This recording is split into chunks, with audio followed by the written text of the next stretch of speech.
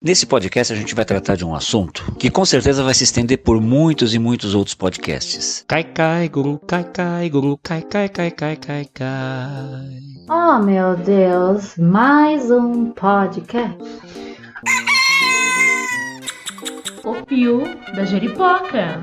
Atenção! Opiniologista Carlos Biagioli. Corintiano roxo, historiador de informação, palhaço, ator, escritor, videomaker, pai e avô em potencial. Começa logo! O Pio da Jeripoca. Olá, ouvintes da Rádio Madalena. Hoje nós vamos conversar sobre gurus, da forma mais ampla possível. A gente vai tentar entender como é que essas coisas acontecem na vida da gente. Dessa vez eu convido a minha filha Júlia Biagioli e nós dois contamos com a participação de dois amigos queridos, a videomaker e cineasta Marília Lino e também o terapeuta Vlamir Sibila. Vamos pro papo? Eu estive em um grupo dito espiritualista por mais de 10 anos. Dentro dele eu fiz toda a trajetória, digamos assim, entre aspas, de carreira, chegando à condição de dirigente. Então eu pude, dentro da temática de hoje, formar uma ideia de como se constrói um totem, um mito. Eu gosto mais da palavra totem, um objeto de adoração, sinalizador, um farol, aquele que indica o caminho, aquele que explica a vida, em cujas mãos a gente entrega as diretrizes das nossas escolhas na medida em que a gente vai se aprofundando dentro desse universo que não prescinde de algo valioso e super subjetivo que é a fé.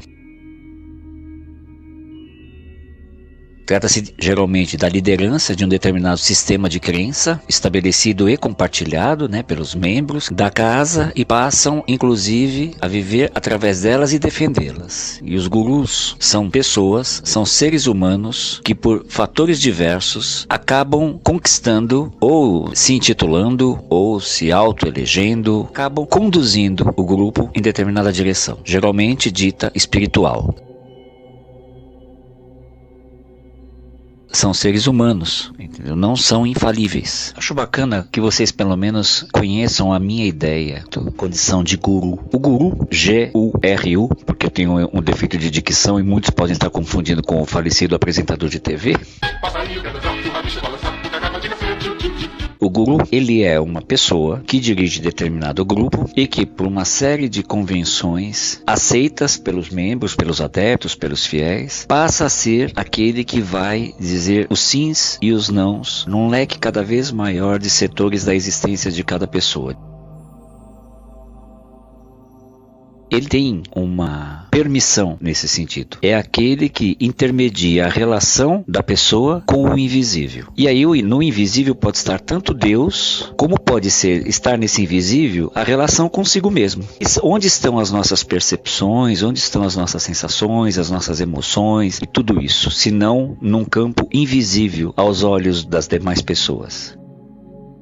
Quando eu entro num determinado transe de fé, eu entro em contato comigo mesmo. Mas o que a gente pode assumir como de fato é que nós estamos entrando em contato ao fechar os olhos, em determinado transe de fé, com o que a gente sente, com o que a gente pensa, com o que a gente acredita, não é isso? Então, sempre que eu vou falar desse assunto, eu gosto de falar, gente, vamos fazer um combinado? Vamos conversar naquela parte da vida em que todos nós nos encontramos? Ou seja, entre o momento do parto e o momento da cova? Porque o que vem antes do parto, o que vem depois da cova, é uma questão de sistema de crença compartilhado. Enfim, a gente vai entrar num campo que requer fé, percebe? Todo mundo concorda que a cor daquela folha é verde. Pronto, a gente concorda. Independentemente do pré e do pós, a gente concorda que todo mundo está vendo isso, todo mundo está vendo isso. Beleza, está todo mundo vendo isso, há consenso. Então, dentro desse lugar, é muito mais fácil a gente falar que quando nós entramos em contato com o invisível, nós estamos, na verdade, dando um mergulho para dentro, no sentido do coração. Fechamos os olhos, entramos num transe de fé, estamos entrando em contato conosco, com aquilo que a gente busca, com aquilo que a gente crê, com aquilo que a gente quer crer. Enfim, é a gente, é eu comigo mesmo. Beleza? Beleza. Só que, eis que surge a pessoa que se coloca como intermediadora. como é que a coisa funciona? Essa pessoa que se coloca como intermediador entre eu e o invisível, ela só está se colocando porque eu estou permitindo. 1000 fatores, que valeriam 1000 podcasts, que fazem com que a gente entregue a nossa vida na mão de outra pessoa, nesse campo, no campo da fé, que é um campo importantíssimo. A história está aí para provar que as grandes marchas que transformaram a humanidade tiveram base na fé, né? O que eu quero com esse totem? Quando eu levanto esse totem, quando eu pego instituo essa pessoa nesse lugar de intermediação, o que está acontecendo de fato? Atenção! Eu alimentei muito determinado totem dentro da organização. Mas por quê? Porque esse totem me alimentava. Este totem me oferecia promessas, possibilidades, aconchegos, acolhimentos, um leque imenso de benesses para minha alma, carente dessas coisas naquele momento da vida. Eu não encontrei condições fora desta relação para conseguir estas coisas que me foram oferecidas nesta relação entre eu e o totem que eu elegi para intermediar minha relação com o meu invisível. Nós estamos vivendo um momento de queda de gurus. Não há para um líder espiritual que se arvora na condição de guia, não há nada pior do que ser acusado, né, ou acusada de subverter o significado maior da sua posição com acusações terríveis, né, de atos ilícitos assim no nível pop, show, japtura, rock and roll, né, reggae, heavy metal, blues. É importante que a gente estabeleça essa consciência, essa noção, esse conceito juntos. O motivo que faz com que a gente eleja uma pessoa, ou seja, um outro ser humano, ou seja, um semelhante, ou seja, alguém com cabeça, tronco, membro, que faz cocô, que faz xixi, que sua, que tem medo, tem alegrias, que tem desejos escondidos, sabe? Como que uma pessoa dessa aceita exercer sobre outras pessoas uma aura de infalibilidade? E pior que isso, como pessoas se deixam levar por essa promessa, por essa possibilidade de guiança. Esse papo, ele requer um pacto de não julgamento. Se é para eu julgar, que eu julgue a mim. Eu olho pro espelho o tempo todo. Quando começa a vir alguma coisa, eu falo, puta, onde que eu me vejo nisso? Isso em mim existe de que forma? E vou fundo. Dói pra cacete, às vezes não consigo nem ir adiante, deixo pra lá um pouquinho, porque também todos nós somos seres humanos e temos aqui a nossa capacidade de carregar a própria cruz, né? Mas dá pra carregar, só que talvez não dê pra carregar na velocidade que a gente gostaria de carregar, né? Bom, enfim. É importante a gente estabelecer essa noção, porque senão nós vamos continuar. Cai esse guru, aparece outro. Cai aquele outro, vai aparecer outro. Ou na forma de um terapeuta, ou na forma do tio do Zap, ou na forma que for. Vai aparecer outro ser humaninho se arvorando na condição de super-humanão, aquele que já chegou aos pés de Deus, né? Abre aspas. Ai, a dúvida é a antessala do inferno. Na fé não há espaço para dúvida. Fecha aspas. Não, calma. Onde não há espaço para dúvida, já é duvidoso por natureza. Isso é sério mesmo? Tem alguma coisa que comprove, alguma coisa que me aproxime mais disso, que veja uma concretude, que saia um pouco da sua própria percepção, da sua própria ótica, da sua própria ética e venha para um lugar mais nosso, assim, mais humano, mais do mundo? Tem alguma coisa ou é... não, eu estou falando em nome de Deus. Mas peraí, você está falando em nome de Deus? Você tem alguma procuração assinada, meu querido? Vamos combinar, hein, gente? Isso é uma coisa muito sobre-humana, né? Uma coisa que transforma esta pessoa muito em totem de adoração. Então, acho que uma pergunta inicial bem boa quando a gente entra em contato com uma outra pessoa que se coloca nesse lugar e por algum motivo a gente se sente atraído pela liderança, porque as lideranças são importantes, viu, gente? Eu vou contar, tá? Esse negócio de eu sou meu próprio guia é muito perigoso. Quando eu falo eu sou meu próprio guia, eu tô sendo muito incauto em acreditar que eu me basto. A vida é composta de muitas encruzilhadas, a gente sabe disso. Nesse momento, é importante a gente estar preparado para reconhecer um determinado mestre naquele assunto que está concernente àquele preciso momento. Esse mestre fala...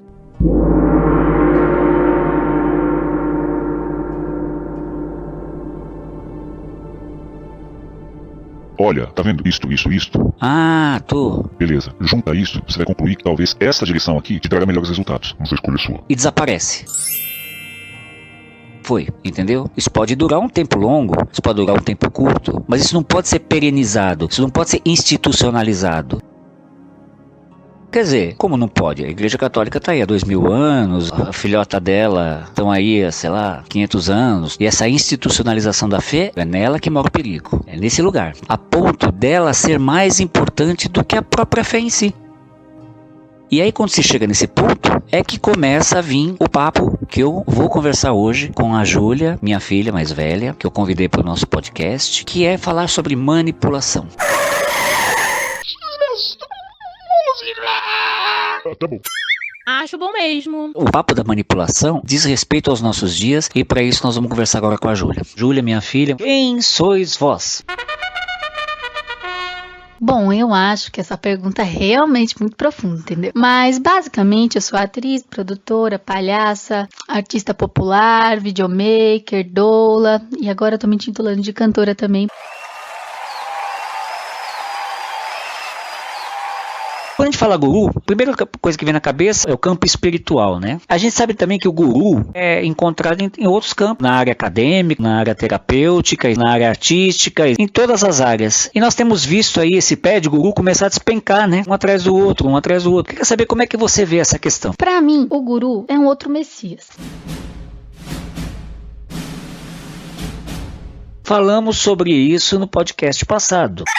Que aparece na vida das pessoas justamente em momentos cruciais de decisão em que aquele ser se torna magnânimo acima de mim e eu faço tudo por ele, porque tudo é um sacrifício. Gostei dessa ideia do Messias, né? Vamos pegar a imagem do Mar Vermelho, né? A abertura do Mar Vermelho. Geralmente, as pessoas que chegam aos pés dessas pessoas, vamos dizer assim, elas estão em busca da Terra Prometida, né? Elas estão em busca de alguém que bata o cajado, abra o mar, né? Faça com que todos os obstáculos deem passagem, conduza a um lugar melhor, a Terra Prometida, que é aquilo que a gente sonha, são os nossos sonhos, são os nossos anseios e tudo mais. Eu gostei desse paralelo. E eu acho que o principal mecanismo desse ser que se coloca nessa postura de quem vai te trazer a cura, que vai te trazer a paz, que vai te trazer o amor, que vai te trazer todo o reboleio que você sempre procurou na vida, é fazer com que você seja escravo da sua própria gratidão. Nossa. Então, pra mim, esse é o principal fator. A gente se entrega pra uma coisa que a gente acredita e faz de tudo. Todas as mudanças necessárias, toda a entrega, porque senão nada vai acontecer na sua vida, né? Então, se você não fizer por aquela pessoa, nada acontece. Então, você quem eu, você tá falando? Oh, meu Deus. É muito mais difícil falar no eu. É muito difícil. Façam esse exercício, gente. Toda vez que vocês entrarem nessa de você tem que fazer tal coisa porque você... Troca você pelo eu e vê a dificuldade que aparece. É justamente porque é assumir que eu fiz isso, né? Mas, já que eu fiz esse corte, deixa eu te fazer uma pergunta. Não é uma via de mão única essa, né? Quando a gente elege um totem, é que nem eu falei da Terra Prometida. A gente espera dessa relação algo. Como que você vê essa questão dessa relação de mão dupla que acontece entre, vamos chamar de fiel, e o seu totem? Pra mim, se assemelha a uma paixão, em que você coloca o ser humano num pedestal que tira dele todas as responsabilidades. E aí, é isso, né? Paz é passar pano. Explique melhor. Quando alguém te coloca numa posição de sempre, amados, vamos entender a paz, sentir a paz, independente de qualquer coisa. Esse independente de qualquer coisa é passar pano. Saquei. E aí é isso, né? Eu passo pano pra ele e ele continua fazendo o que ele quiser. Saquei. Tanto eu que posso estar nesse relacionamento que pra mim, como conclusão, se torna um relacionamento abusivo, como se fosse com o marido, como se fosse com a família. Bacana. Agora explica. Então, eu me apaixonei por você. Aí você utiliza disso pra me violentar. E aí a violência, ela não é só física. Se dá de maneira verbal, se dá de maneira do domínio daquela pessoa. Então, quando você se torna... Quando eu me torno escravo da gratidão, essa pessoa tem o domínio sobre mim. Tem o domínio sobre os meus atos. Não é só no campo espiritual que isso acontece, né? Quando eu falo campo espiritual, repetindo, eu estou falando de seitas, religiões, grupos dados ao cultivo da alma, essas coisas assim, né? Porque, repito, tudo na vida é espiritual. Absolutamente tudo é um efeito da relação que você tem com o seu próprio espírito. Continuando. Então, um guru é mais um Messias. Um Messias que aparece pra gente, como você disse, em várias formas. Num terapeuta, num dirigente de uma religião, aparece também como um professor de teatro. Então, aquela pessoa vai resolver toda a sua vida. E aí você se esforça pra... Aí eu me esforço. Agora eu gostei, hein? Eu me esforço pra fazer aquilo acontecer. Porque, de fato, aquele Messias está trabalhando por mim. E eu vou trabalhar por ele. existe um processo que é de independência. Independência, não dependência. Eu acredito que a gente trabalhe, Opa! que eu deva trabalhar. Ah, isso é muito difícil.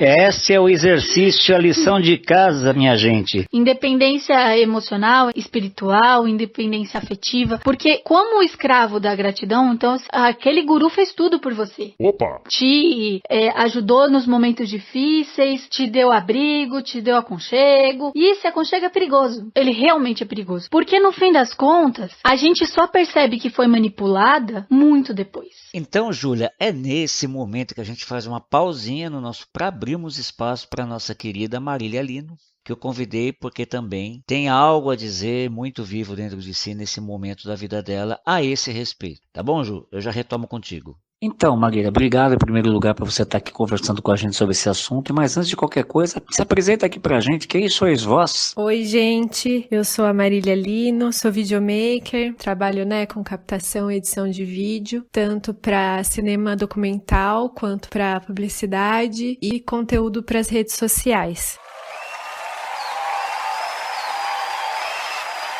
Estou muito feliz de estar aqui participando do seu podcast, que é sempre muito bom, muito legal quando a gente conversa, quando a gente troca uma ideia. Ah, que bom. Então conta pra gente, como é que foi a tua experiência dentro dessa esfera esotérica, olhando com olhos de hoje, de fora, onde tudo sempre fica mais claro, né? Que aprendizado você acha que você colheu dessa história toda? Eu sou do interior, faz 10 anos que eu moro em São Paulo, e antes disso, a minha família nunca teve, uma relação com espiritualidade, nenhuma religião, assim, ninguém muito praticante, apesar da simpatia com a Igreja Católica. Mas assim, meus irmãos, ninguém é batizado nem nada. E eu senti essa necessidade de conhecer mais sobre isso quando me mudei para São Paulo, E acabei encontrando um grupo que eu fiz parte por 8 anos, Então foi o primeiro grupo assim que eu super me identifiquei e me entreguei e me comprometi mesmo, E aí o que eu acho que fica de aprendizado, depois de todos esses anos pertencendo a um grupo, qualquer grupo de pessoas que se dispõem a fazer qualquer coisa,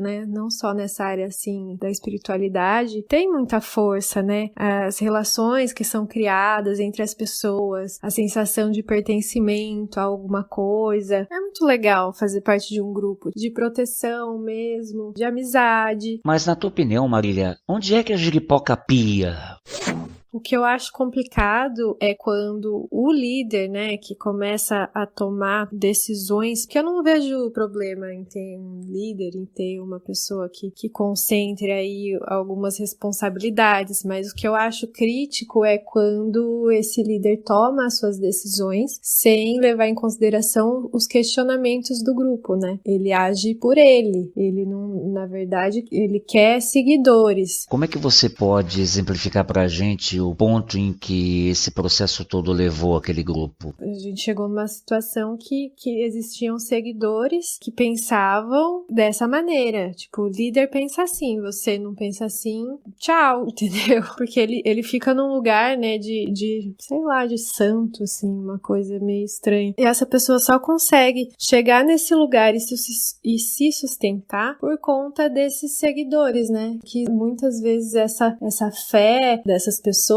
esbarra no fanatismo, Pois é, mas como é que esse povo cai nessa, hein? Não querem acreditar, elas não se baseiam em evidências, Olha, tem pessoas questionando, a gente pode conversar sobre isso, vamos levar isso, para esse líder e tal. E na verdade, não, assim, eles se baseiam numa necessidade que eles têm de acreditar, de continuar acreditando naquela pessoa, que aquela pessoa é tudo aquilo mesmo, e que eu acho uma fé cega, assim, e bem complicada. Hashtag fica a dica da Marília. Marília, muito obrigado, viu? Muito obrigado por você ter contribuído com a tua visão, a tua experiência de vida, nesse sentido. Muito obrigado mesmo, tá? Tô adorando os outros episódios, os temas são muito bons, a edição também.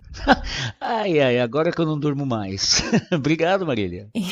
Eu que trabalho com edição, fico prestando bastante atenção nisso também. Tá certo, valeu, obrigado. Momento do anunciante. Pois é, não tem anunciante, amado. Bom, Júlia, retomando o nosso fio da meada aqui, vamos falar de manipulação. Vamos pegar esse gancho, começar do zero.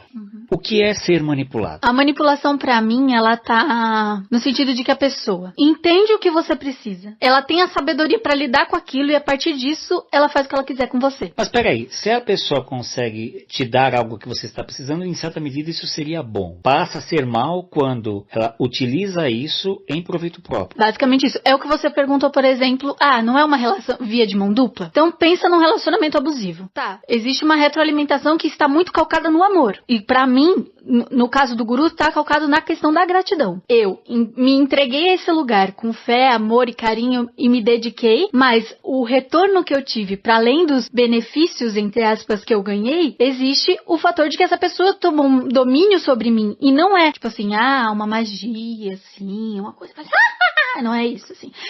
É uma relação mesmo de esse domínio, ela sabe as tuas dificuldades, aonde que ela pode pegar em você e onde que isso vai te afetar. A fé, pra mim, ela se torna uma âncora nesse mundo, num mundo que tá completamente destruído, assim, sabe? Quanto humanidade, né? Onde a gente se segura pra acreditar numa coisa de verdade, pra acreditar num mundo que as pessoas de fato tenham igualdade, de fato possam viver felizes, que, por exemplo, não tenha determinados acontecimentos. A gente se segura num guru? Teoricamente, a gente se segura numa fé. E aí a liderança que se apresenta nesta fé assume o controle. Atenção. Quando eu falo guru, gente, entenda-se gurux. Obrigado. Tá? Filha, a gente tem observado nos últimos anos, quando o pé de guru começou a despencar, que muito se percebeu de um abuso no tocante a mulheres, que se viram envolvidas e se viram violentadas, violadas, desrespeitadas, e muitas delas demoraram 1,5 séculos para tomarem uma posição de denúncia, por diversos fatores. Você já esteve numa situação de abuso nesse sentido? A situação de abuso que eu vivi estava ligada diretamente com o teatro, e isso é uma coisa recorrente, né? Principalmente quando a gente fala lugares que pregam a paz acima de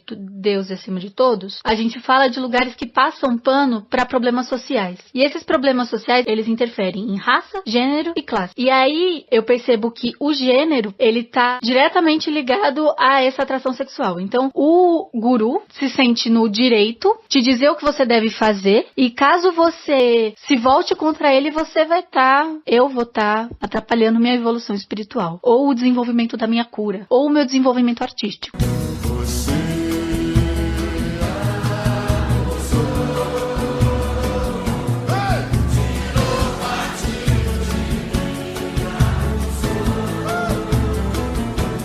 É muito comum isso também no campo da terapêutica. Pessoa, quando do lado de cá vira terapeuta ou terapeuta mulher, ele fala, olha, você está errado nisso. E o profissional vira assim, não, isso é uma resistência, uma transferência que você está fazendo. Enfim, aí fica difícil porque ele sempre cria uma situação em que ele nunca está errado. Tipo aquele outro líder, sabe? Que diz que quando errou, não foi ele, foi o demônio que o habitou. Então, é isso.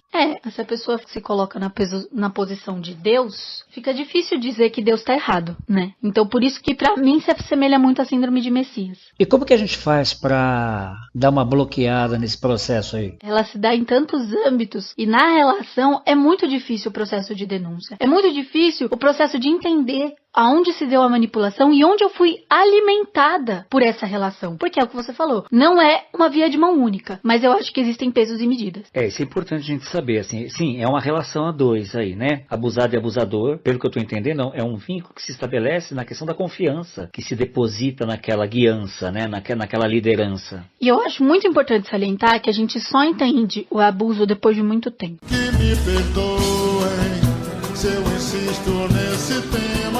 E a culpa, ela é um bagulho muito difícil de lidar. Porque aí você pensa, poxa, eu tô no... Você tá falando de mim? Inferno. Aí eu penso, poxa, eu tô no teatro há tanto tempo. Poxa, eu cresci no teatro, por que eu deixei que isso acontecesse? E é uma relação que, assim, é clichê, mas é real. Abre aspas. A culpabilização da vítima é o primeiro fator a tentar derrubar o argumento dela. Fecha aspas. Não, essa pessoa é louca. Não, você não conhece o passado dessa pessoa. Não, essa pessoa não tem o mínimo de sanidade pra nada. Aí é feio. E aí te ataca de uma maneira que te tenta derrubar. E aí a gente vê, por exemplo, um caso que já passou por júri, né, que é o caso do João de Deus. São centenas de mulheres que passaram pela mesma situação e tem uma puta dificuldade de falar sobre isso.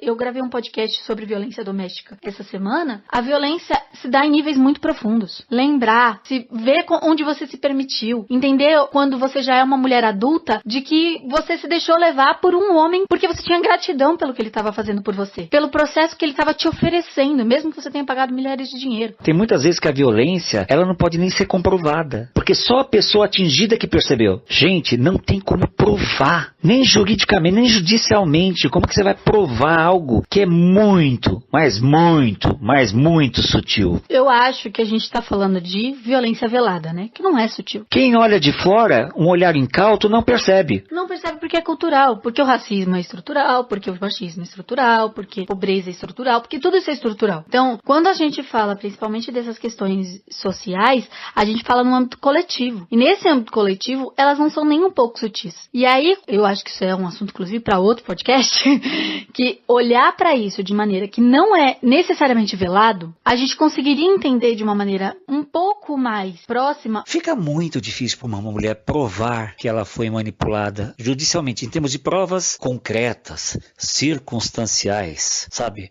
Nesse âmbito cruelmente objetivo e patriarcal, né? Fica muito difícil para a mulher falar assim, olha, isso que ele fez, eu sentir, me levou a tal situação abusiva. E aí que eu acho que é a jeripocapia. Para o abusador, aí eu tô colocando no masculino mesmo, porque é a maioria, pelo menos até agora que a gente conhece, para o abusador fica fácil a vida. Com certeza. A única certeza que a gente tem é que ele preza pela certeza da impunidade. Repete. A única certeza que a gente tem é que ele preza pela certeza da impunidade. Paciência tem limite. Então, judicialmente se torna muito mais complicado. E aí... E a saída? Eu não digo saída, porque foi doloroso pra mim. Foi doloroso pra mim denunciar. Falar é a pior parte. O julgamento vem de vários lugares, o olhar vem de vários lugares e a relação da violência não passa a ser não só aquela situação. Se torna o delegado que te escuta, a família que te escuta, se torna tudo. Tudo que for vir pra cima, que você for contar o assunto, não vai ser leve, amados, queridos. Não vai ser na paz. Vai ser violento pra você. Pra mim. Bom. E eu não digo só pra mim, como nessa perspectiva de que eu sei que outras mulheres já passaram por isso. Então, o processo de falar sobre isso, ele é muito difícil e ele é muito doloroso. Só que o que eu vejo que dá mais resultado, entre aspas, é a rede. E isso não é num lugar clichê, cirandeiro, blá, blá, blá. O que você chama de cirandeiro? Eu adoro ciranda, tá, gente?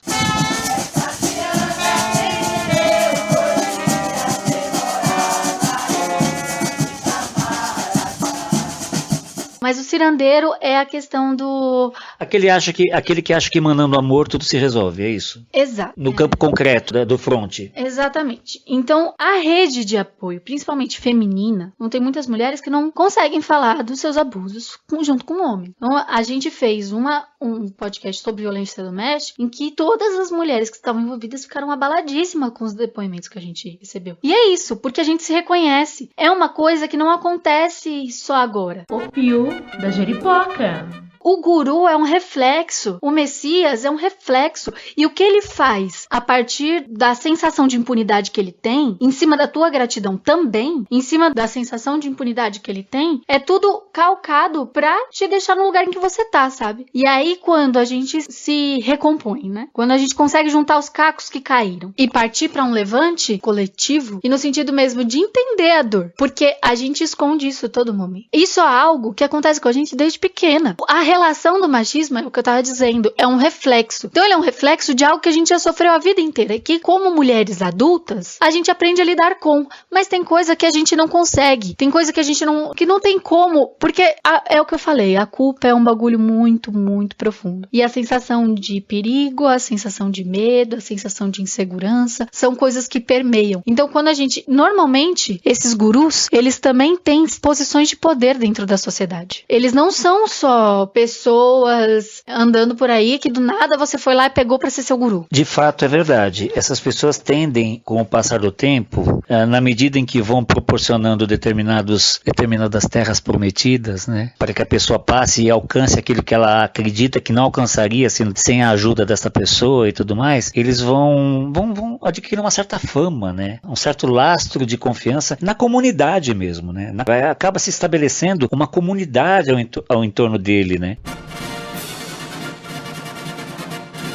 Tem um filme que ilustra muito bem isso, que é o Holy Hell, tá no Netflix. É um filme que eu recomendo fortemente que seja assistido. Não é um filme fácil de ser assistido. É um documentário feito de dentro para fora, ou seja, imagens que foram produzidas ali dentro de uma determinada seita nos Estados Unidos, né? Que faz com que essa liderança acabe ficando blindada mesmo. É difícil você peitar essa liderança sem que você saia mais bem esfarrapado, né? O Estado não nos protege, algumas famílias não nos protegem, e aí, principalmente nessa relação com mulheres, a gente vê a briga feminina acontecendo, né? Então, o processo de, eu sei o que é feminismo e o que essa pessoa não faz não é feminismo, eu acho que quando a gente faz o processo de denúncia, quando a gente fala não se culpabiliza a vítima, é porque de fato isso está num processo de denúncia, está num processo de julgamento, e dentro do meu caso, por exemplo, então era um professor de teatro que atuava também numa escola, como zelador, como coordenador, e aí o que eu fui fazer foi ir atrás dessas questões. Quando a gente vai para a relação com as mulheres, muitas culpabilizam essa outra mulher, porque ela seduziu, você queria o dinheiro dele,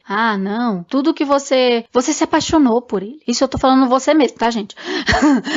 Você se apaixonou por ele, é uma relação que cria entre as mulheres que vira de uma competição mesmo, uma competição de quem quer proteger o homem e de quem está denunciando o homem. Eu não digo um ataque, é uma denúncia que precisa ser levada em consideração, pelo menos ser investigada, levada a termo, né? E essa investigação é o que você disse, né? É muito mais difícil encontrar o processo de prova, de consolidação do caso, justamente só quando a gente se reúne e encontra outras mulheres que passaram pela mesma situação. Então, quando eu denunciei o meu professor de teatro, foram no mínimo 10 meninas que foram junto comigo. Eu sozinha provavelmente não ia ter força de fazer isso, mas eu precisei me alinhar a outras mulheres e escutar as histórias delas, umas ainda mais dolorosas do que a minha, pra entender o buraco que eu tinha entrado. Dizem que sou louco por pensar assim.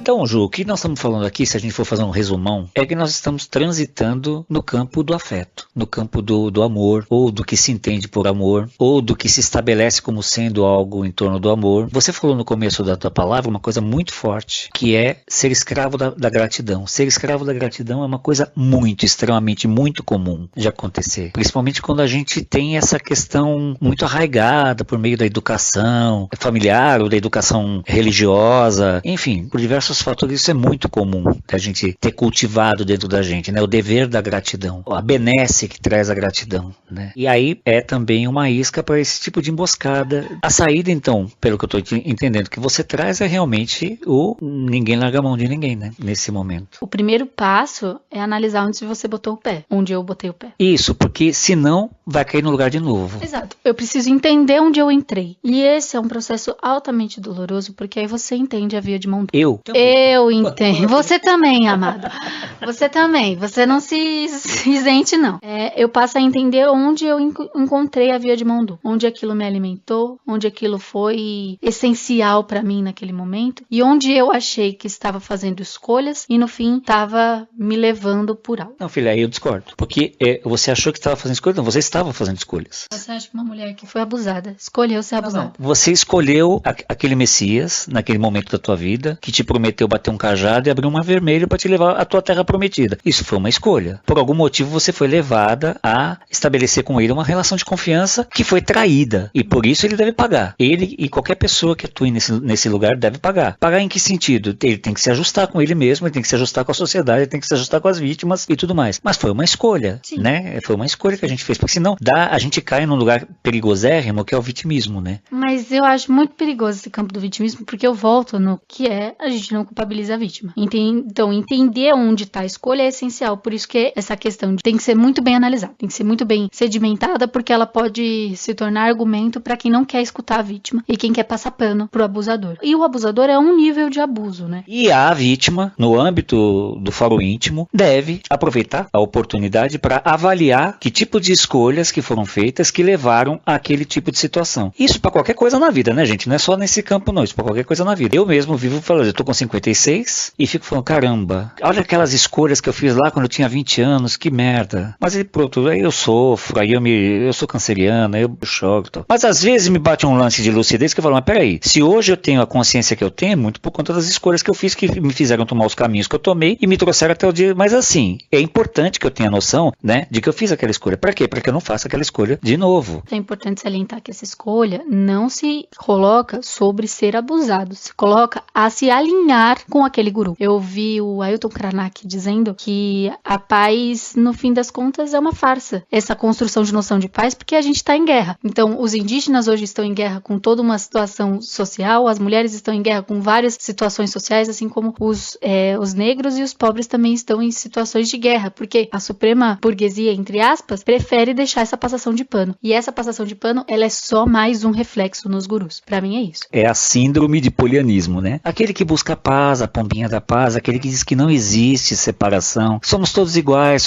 temos todas as mesmas oportunidades, e isso é coisa da esquerda maldita, bandida, vagabunda, petralha comunista, que quer separar as pessoas, dizer que essas coisas de movimento negro, amarelo, azul e pink, que quer dizer que as pessoas não são todas... Não. Hashtag só que não.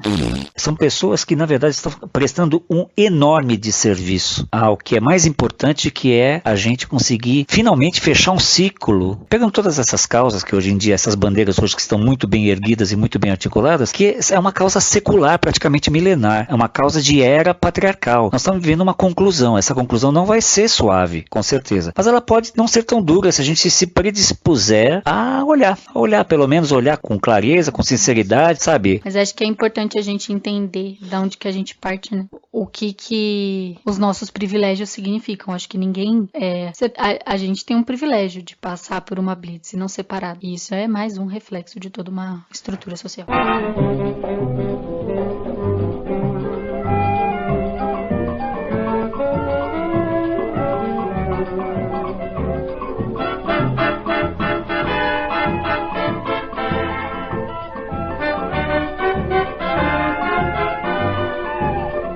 Então, gente, olha só que bacana. E agora a gente vai conversar aqui com o Vlamir Sibila. Mas antes a gente começa com aquela pergunta filosófica. Vlamir, quem sois vós? Carlão, vós sois eu.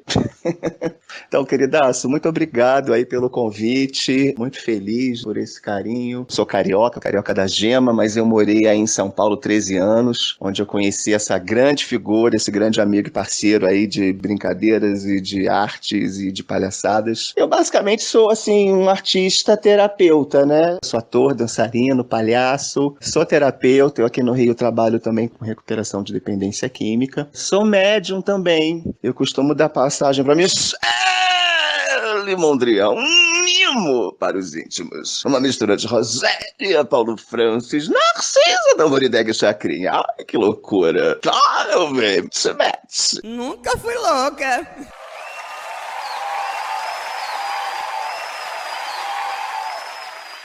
Então, queridão, e como é que você entende essa questão dessa travessia desse limite e a transformação disso numa grande manipulação mental, etc e tal? Conta pra gente. Então, Carlão, excelente essa tua pergunta. O abuso no campo da fé, né? Eu tenho uma história desde a infância, né? De contato com grupos religiosos. Eu tenho uma tia que veio da Umbanda. Minha mãe sempre me levou, né? Em centros kardecistas. Eu sempre tive um contato desde criança e sempre tive uma demanda minha, pessoal, também, né, de respostas e, primeiro, com coisas que me aconteciam em termos de mediunidade mesmo, né, e tive afinidade também, né, eu gosto, por exemplo, de rito de Umbanda, eu acho lindo, apesar de eu ser, assim, ecumênico, mas eu frequento Umbanda, eu frequento centro kardecista, eu frequento centro budista, né, esses lugares onde a fé é exercitada de uma maneira leve e ética me agradam, me atraem. Agora, lógico que no meio disso, a gente se depara com líderes e com líderes, né?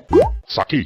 Basicamente, querido, eu hoje, né, diante de todos os grupos que eu passei, das situações que eu vivi, dos escândalos que vieram à tona também publicamente, né, de líderes que abusavam de seus seguidores, enfim. Tem até no Netflix o Wild Wild Country, né, falando do Osho, por exemplo.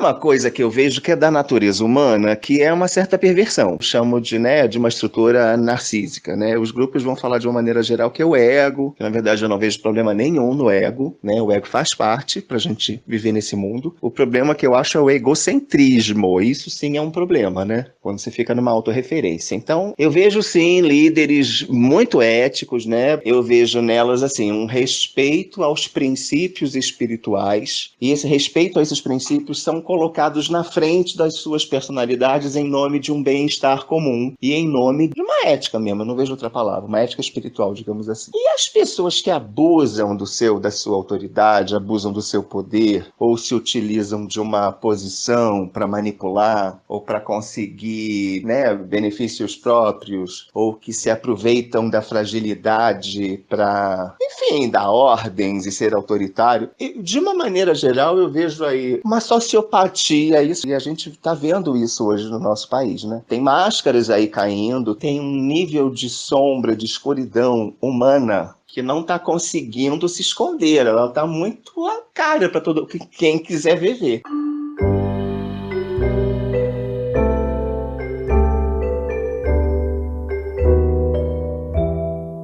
Então, no meio espiritual, cara, que é o meio que eu acho que é tão delicado, né? Assim como na política, onde o bem-estar comum deveria estar em primeiro lugar, quando isso não acontece, e acontecem essas distorções, eu vejo isso, assim, eu vejo essa personalidade sociopática, né? Que tem pouca empatia pelo outro e às vezes finge ter, mas não tem de fato. E vejo muito essa questão, para mim é um grande norte, assim. Atenção! Quando o líder está colocando os princípios espirituais na frente da sua personalidade, eu acho esse líder confiável, né? Hashtag, fica a dica. E aí é um dia de cada vez, né? Porque é uma posição que pode corromper. Eu que sou artista, ator, por exemplo, né? Se eu fosse um líder espiritual, sei lá, eu acho que eu estaria sendo um louco, porque eu gosto de palco, eu gosto de plateia, então eu não posso jogar isso nesse campo, entendeu?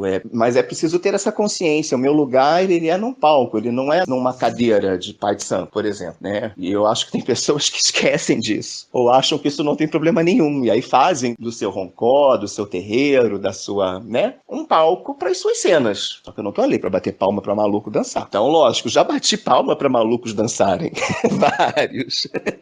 Mas aí é o nosso lado também de crente, né? É o lado da ingenuidade, é o lado da carência, é o lado de querer fazer parte, se sentir parte de algo, é o lado de querer compartilhar um segredo, que é quase, né, aquela magia infantil, né? De, nossa, que mundo, enfim. Agora, como adulto, se a gente se mantém nessa postura, a gente tende realmente a cair na mão de pessoas não tão legais, né? Que vão usar, se essa pessoa tá com essa distorção, né? O Pio da Jeripoca. E eu acho que o mundo inteiro está vivendo uma grande crise ética, não só na área espiritual, na área artística, né? Tem atores, teve um grande movimento aí nos Estados Unidos para tirar atores e diretores e produtores na indústria cinematográfica que tem histórico de abuso, né? Essas histórias vieram à tona. Então, primeiro eu acho que é da condição humana esse risco, né? De se perder, e esse risco de ficar na sombra em vez de ficar na luz. Agora, eu acho mais grave porque você está falando de fé, você está falando de fragilidade, você está falando de pessoas que se colocam na mão do outro, em nome de uma guiança. Então, é isso que eu sinto, assim, né? E, ao mesmo tempo, para quem segue esse caminho e tem uma legítima interna procura pela fé, pelas respostas, aí é se manter fiel à sua busca, ao seu coração, né? E amadurecer, usar esse caminho como um caminho de amadurecimento, né? É quase como o caminho do guerreiro, né? E também compreender que faz parte a gente entrar em contato com essas pessoas. Eu sou muito grato a todos os líderes que eu encontrei, mesmo os que hoje eu considero assim sombrios, né? Eles me ensinaram sobre a sombra. E eu, graças a Deus, tive proteção suficiente para conseguir ver, não sair, né, sem danos. A gente não passa impunemente por essas experiências, tive os meus danos, mas danos tratáveis, né? E sou grato, né? É um mundo de luz e sombra, né? Que bom a gente poder transitar por esses dois territórios que na verdade são um só, conseguir integrar a experiência e seguir em frente com sabedoria, né?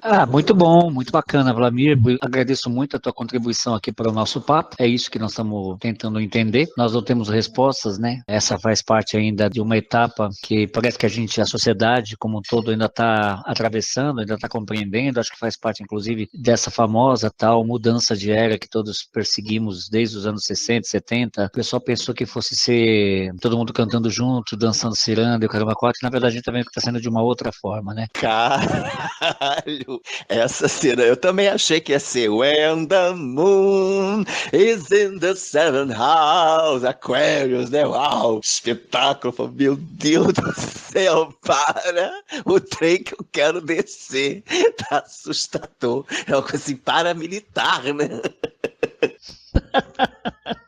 Pois é, mas não se passa para a etapa seguinte sem se resolver bem a tudo que foi escondido debaixo do tapete e tudo mais. E tamo junto!